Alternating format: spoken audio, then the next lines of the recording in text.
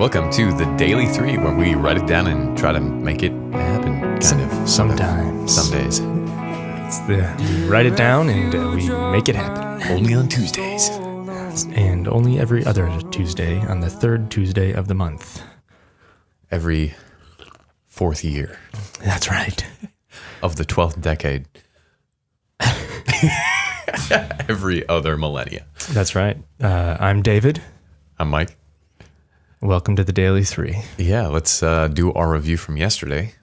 What were yesterday's Daily 3 for you, and how'd they go? First one was to finish my website, get the MVP up and running, and Most valuable player? Most valuable product, minimum viable product. There it is. There you go. And I got like half of it done.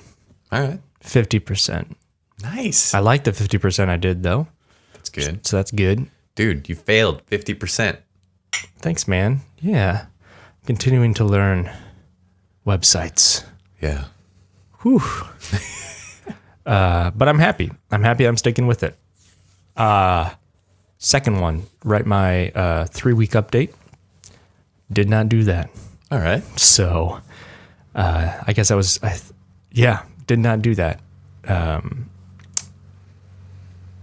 And third was a coaching appointment, and I did that.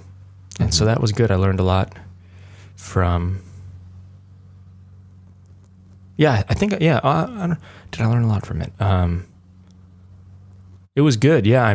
Every experience is I learn more and more about like coaching, what's good when I'm coaching someone, what's not good, and or not good or not good, what's helpful, not helpful, what questions I should ask. So and my top 3 for today, daily 3 for today, the big 3. One is to finish my website. 2 is to finish my website, and 3 is to finish my website. No.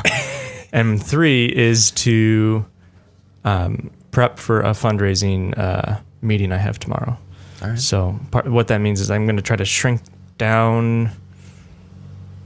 It's going to be an hour over lunch. And so I don't think I'm going to bring my laptop. I think I might just print off info to give, and try to just reconfigure it. So that's mine. Sort of summarize it a little bit. Yeah, kind of have it be a brochure-esque versus then a slideshow. Welcome to the slideshow. So when you like looking back now at your yesterday, when you have how do you feel about that day? Do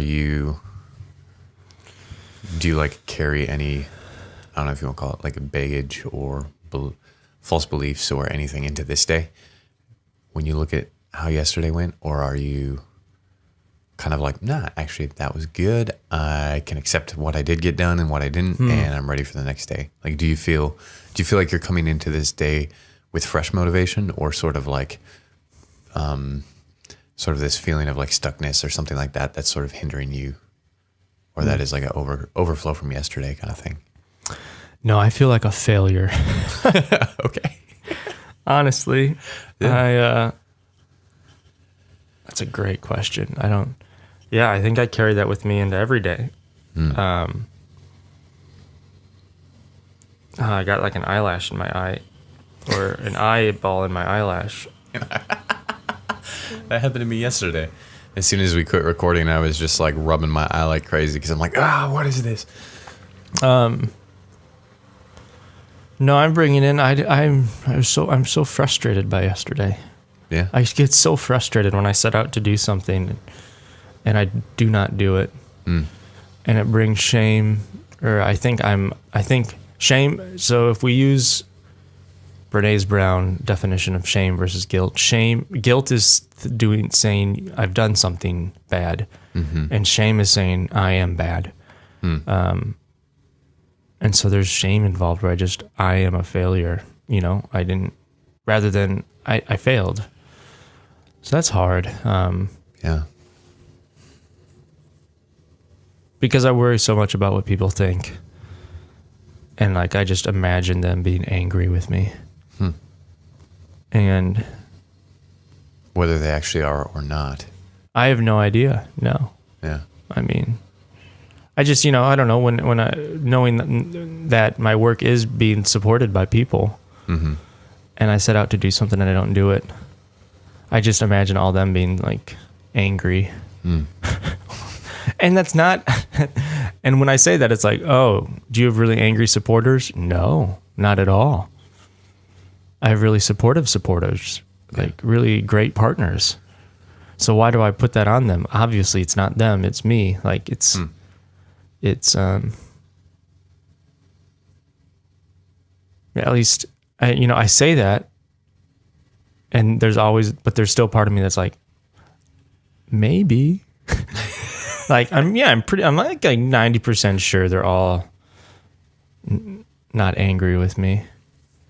But there's like 10% that are like, yeah, but maybe they secretly are, and they're harboring a bunch of anger, or because I didn't waste time yesterday. Yeah. But I just didn't get things done in the time that I wanted. And so I feel like I'm spinning my wheels in some ways. Even though I'm not, like I'm making traction, but what you're hearing is like what goes on in my head all the time. Circles around and around and around. And sure. I don't know. What do you think? I don't know. I'm just learning. Learning about you, learning about how you think about work, learning what this looks like every day. Because like we have these conversations. So I don't know. I just thought to ask that because I realized for myself, I think it's very similar some days. And then other days I'm just like, I don't even remember yesterday. I actually feel pretty good about it. Even though it's like, I might not have gotten a single of my daily 3 things done. And it just sort of is like, well, cool. Like, and maybe part of that is just like the morning is my peak. So I'm ready to just kick the day in the teeth. Yeah. And do stuff in the morning. So I'm like, yes. Versus like the afternoon when I kind of hit my trough, I feel pretty crappy about the day, even if I did get a lot done that morning. But yeah, I don't know. Part of that is just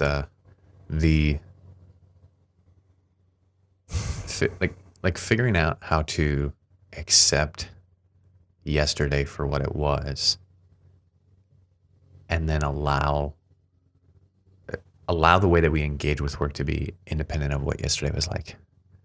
Right? Of like, yeah, I don't know. It's just figuring out how to do that is difficult. Yes. And I realize, and I'm not sure for me why some days I'm better at that than others, and why some days it's just really bad.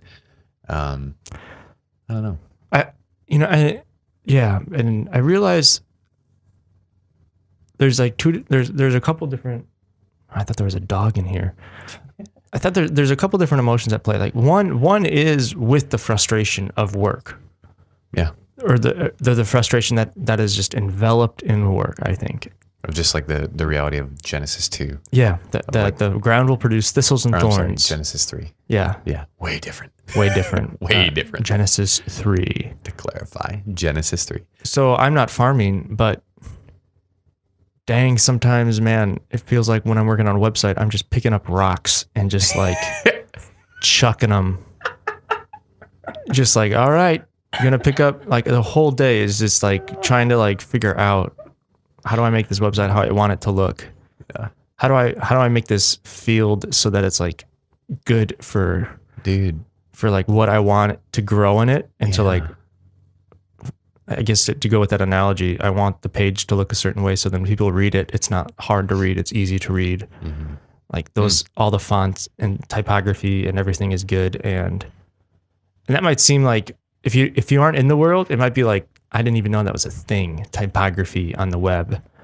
And like, you're talking about line height, and you're talking about like letter spacing, and you're talking about like what font you're using and the font weight. And it's like, oh yeah, you don't realize all the work that goes into making a site that's like very easy to read an article, how easy that is to read. Yeah. Like, I suppose just like you don't realize often when you're like enjoying a nice, like fresh like corn on the cob or something like that. Like all the work that went into all the fertilizing and the plowing and the everything like that. Mm-hmm. So I think part of it is frustration of that. Picking rocks sucks. Yeah, it is. It's not fun. No, it's not. It's called work for a reason, as my friend Dave Marthaler would say. We'll have him on the show later at some point on our main show on work. But That'd be fun. another one is the false belief that my worth, or that like my worth is correlated to the opinions of others. Or my worth is correlated to the opinion of others. And particularly like the opinions of others, like their opinions of your work or your productivity. Yes. Okay. Yeah, absolutely. Yeah. And honestly, it's really probably my opinions Projected onto them, absolutely. reflected back onto yourself. Yes, absolutely. Yeah. Yeah. Are there days you've noticed that at the end of the day, like, are there things you've tried or like maybe routines you've done or something, or maybe just like reflective exercises that have helped you sort of get closure for that day and sort of just go, okay, this day is over. It's done. And that like act of finding closure for that day and that day's work allows you to move into the next day. Are there things that you've noticed that are helpful in that? Or is that something you've never thought of before? Never thought of it. Okay. I have like an end of the day shutdown sequence that I try to do of like, but that makes me want to do that now, of just, for the thing that comes to my mind is just giving the day over to the Lord at the end of the day. I try to start every day asking him to, I mean, I don't do it every day, but I try to pray when I begin the workday, asking him to give me wisdom and that I'm filled with the Spirit and like will do work with the character of Christ and things like that. And I have wisdom in how I do it, and that would be for him. But I don't think about closing today like that. That would be good. Then to be able to like kind of, in some ways, just express frustration I had with the day, or just like Peter, he says, cast all your anxieties upon the Lord, for he cares for you. Yeah. So maybe at the end every day, casting my anxieties would probably be very helpful. And have you done that? Yeah, I think so. So thinking about that's awesome. Like last night. Yeah. So, because I realized there are times where I'm very frustrated with how work went. And so my temptation in that is to keep working. And maybe not temptation, but desire, or like what I want to do is keep working to change how I feel about how the day went, which can leave me like working pretty late into the night as far as like still just doing stuff. And at that point, I might not even be productive anymore. I mean, I might be getting things done, but I might not be like as effective as I could be, or like as I was earlier in the day. Cause it's like, well, I've already been working for like 14, 15, 16 hours. So by that point, it's like, I'm just not doing this effectively. But so the reason I sort of think about last night is, so basically so I went and helped a friend, and that was, I think, helpful to get my mind off of my own work. He basically wanted to borrow the pickup truck and then needed help loading some stuff that he got. Yeah. And so I helped him with that.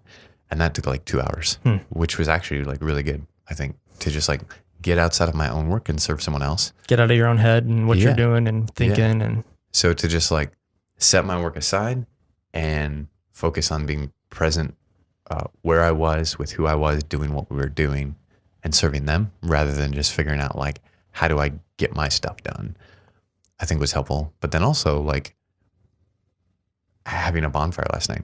So my wife got home at a decent time. She didn't have to stay late. Nice. And so we just like roasted hot dogs over the fire and then sat in the hammock for a while. I saw that on your Instagram. Yeah. And so I think about that because you came and joined us, right? You were out there by the fire with us. Much later, like around 10 p.m. or something like that. But I think of like, so in some ways we were both doing the same thing, the same activity of just relaxing by the fire, reflecting, thinking, kind of resting. But then after that, you went back to work, right? So like after that, you went in later and came in and I worked on your website. Yeah. So, but for me, for whatever reason, somehow that like act of like resting was my way of saying like the day is done, like it's over. I'm bringing closure to it. And I don't know if that's like I guess I wasn't thinking about it like in that terms last night. I was just like, I just wanted to think. I wanted to be alone. I mean, I know you guys were out there. They were sleeping in hammocks pretty much by that time. Fell asleep at like 9 o'clock. So I enjoyed a cigar by the fire, and I just wanted to get alone with the Lord and with myself, and I've just been processing a lot about the Enneagram and being a 2, a helper, and what that means, and my need to be needed, and if that's true of me, and I think it is, which I and you're not too happy about it. Not at all. Yeah. But also I don't know. Usually when I will enjoy a cigar or like a tobacco filled pipe, usually like that causes me to like that. There's like a stimulant in that, and so that like causes me to wake up. So I like part of that was just like I have energy, and so that's kind of what you know. And I was like, I'm excited to like try to figure this out. And as I was sitting there, some things clicked in my head. I was like, oh, I could do this or that for problems I was having. My subconscious mind working, and also just I was able to, but it was restful of just processing things before the Lord and with Him, and that's good. I think what I'm learning from last night is that I don't do that very often.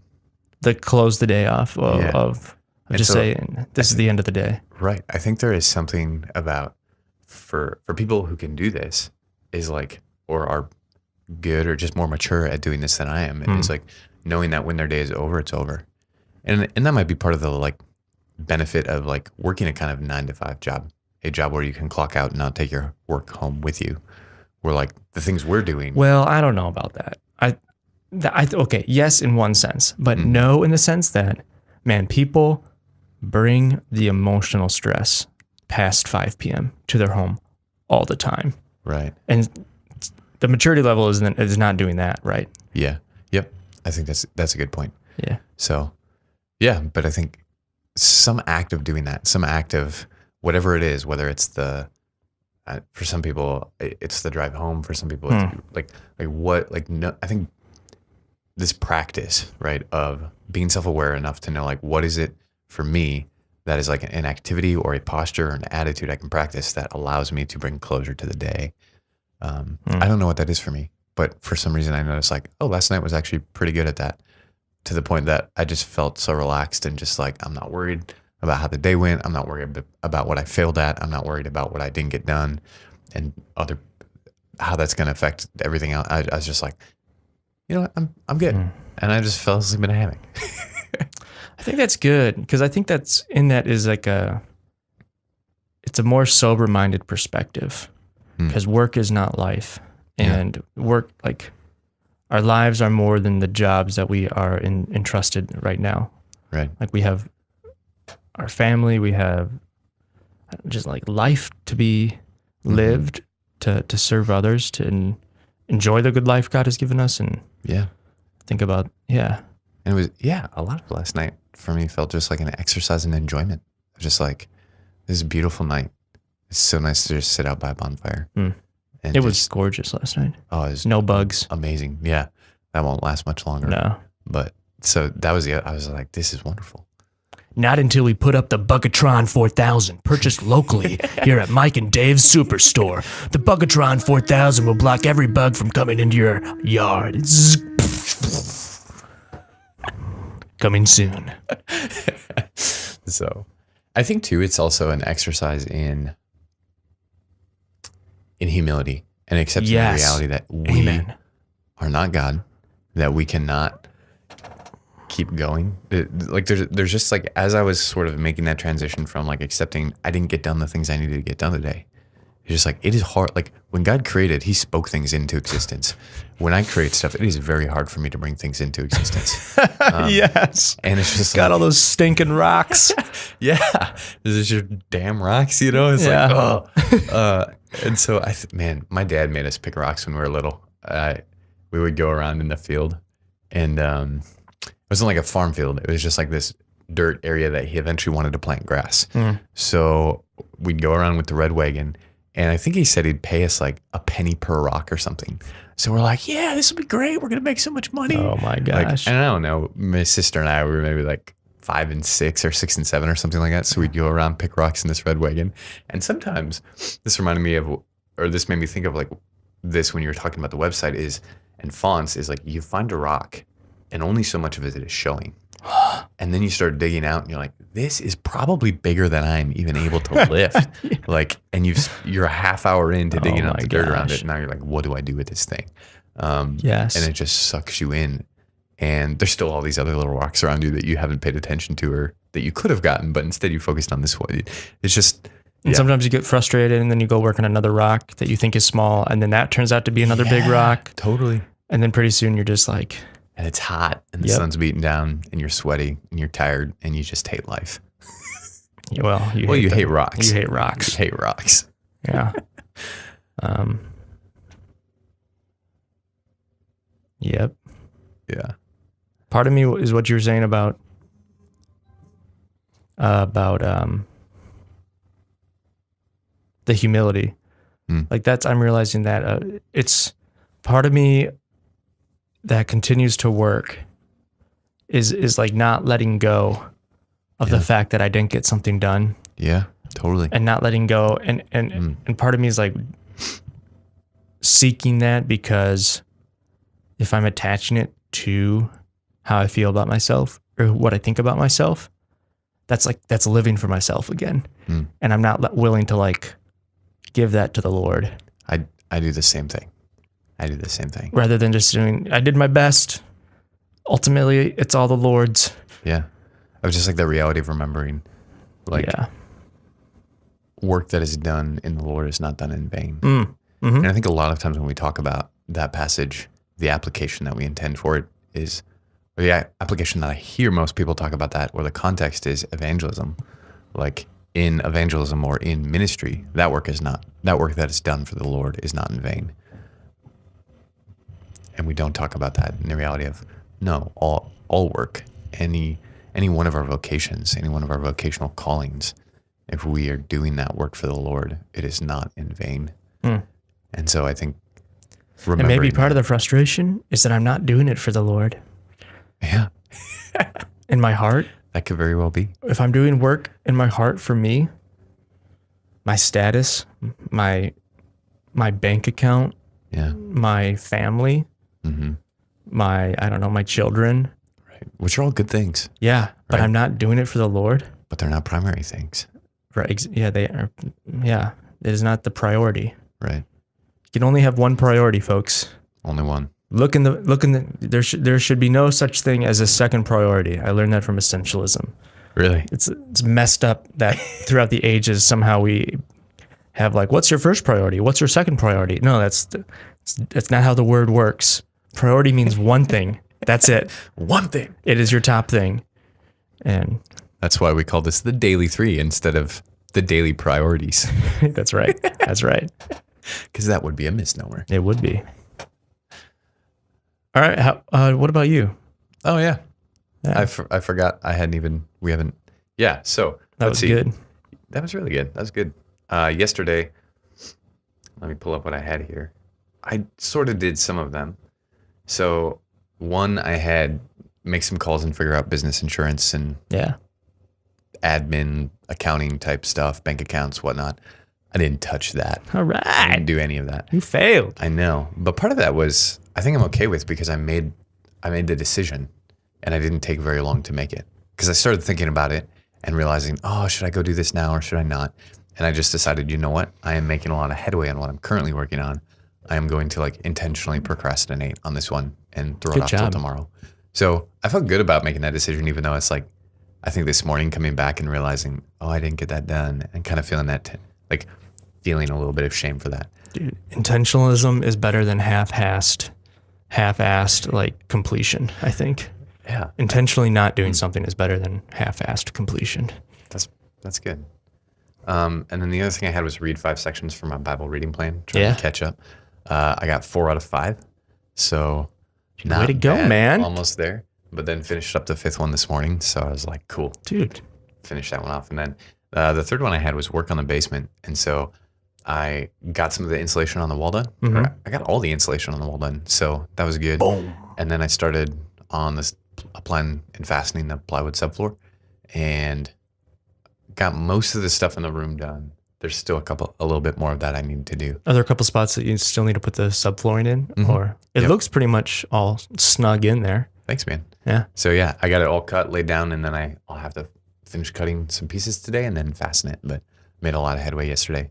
And part of it was I probably could have finished, but yeah, I had a friend call me and was like, "Hey man, can I borrow your truck?" And I was like, "Yeah, let's do that." Yeah. So and it worked out really well for you in the day, it sounds like. Yeah, that was a good thing. I think that was a good thing to do, because I was also at the point where I'm starting to get tired and I was realizing like I'm not thinking as clearly. I had to recut some materials because I messed it up the first time or stuff like that.